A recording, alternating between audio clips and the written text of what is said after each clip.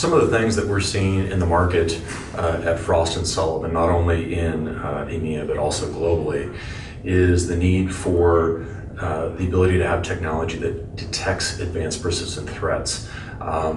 The issue at play here is not necessarily what people are thinking about all the time in terms of malware and stealing credit card numbers or login credentials. This is one that's very essential. It goes right down to the basis of what is happening between the developed world and the developing world.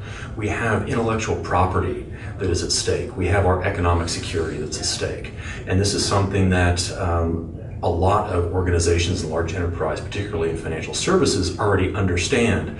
But that basic understanding is starting to seep further down into the mid-market and also into a variety of other industries that are both in critical national infrastructure or CNI as well as other industries. As we move forward in our realization that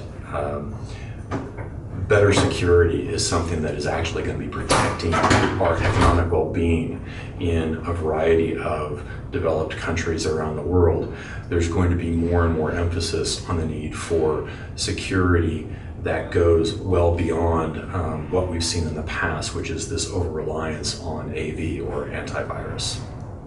And I think that that's where we're starting to see things move in 2016. And particularly in Europe, I'm seeing more and more of an emphasis and understanding that security is important, and it's going beyond just the fact that we're going to have the privacy directive probably rolled out in either 2016 or early 2017, and they need to start thinking about breaches.